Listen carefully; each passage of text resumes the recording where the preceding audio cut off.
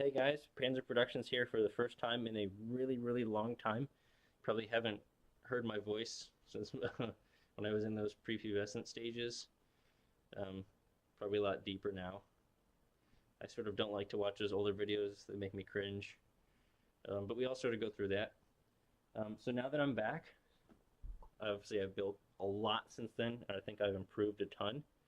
Um, and so it's sort of going to be a lot more than a couple videos like I previously did to show off my entire collection. It's probably going to be something like 20 or 30 to show off as much as I can in a sort of couple month time frame. In between those, I'm going to be working on videos giving tutorials for sort of younger, newer builders to help them understand obviously where to start off, the quality of their builds, how to improve on the most rudimentary of techniques, things like that. So I'll be working on that in the next couple of months. On top of that, I'll be in college, so you may not see a video every couple days. It may be every other week, things like that. Sort of depends on my schedule. But what you see here right now is an Sd.Kfz 10. It's only a couple months old, and I actually released a kit version with my own company, Brick Battalion, and Minifigs R Us. I have to say, it's probably one of my most versatile vehicles. Obviously, it can tow and things like that, but you can also modify the chassis, whether you want to turn it into an armored half-track, or you can give it a Pack 38 on top of there with just a few modifications, things like that, that sort of just make the design really useful, I suppose. As you can see here, it fits two figures in the front, which is pretty remarkable for a vehicle of its size. And in the back, which is pretty empty as you can see, it fits about 4 figures. And if you want, you can squeeze one more in the back. So that would be 5, so 7 total, which is quite a few for something of this size, only 5 wide, at least for the hull portion.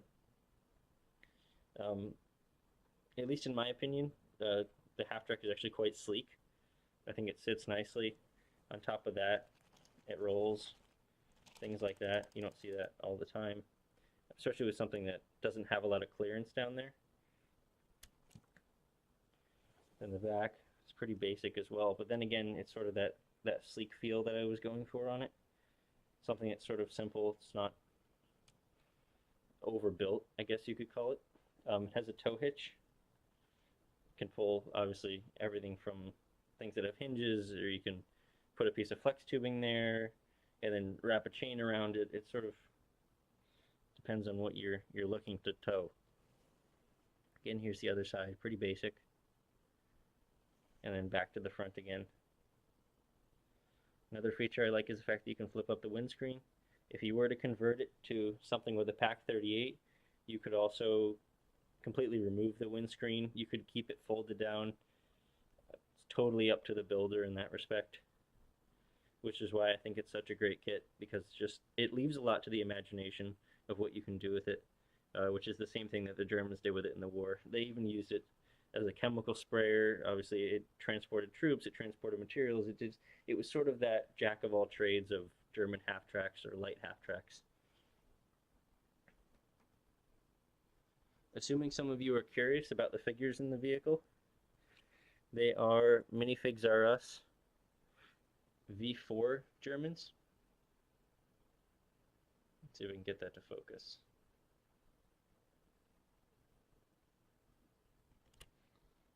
Come on.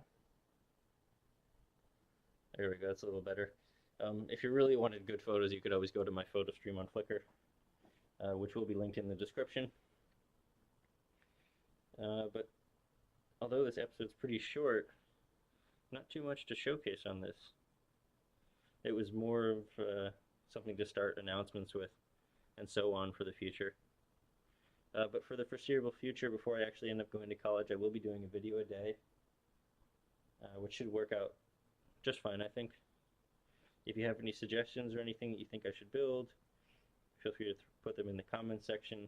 If you're curious about any parts of the vehicle, would like to know where to find one to purchase one, you can also put that in the comments section, sort of whatever you think.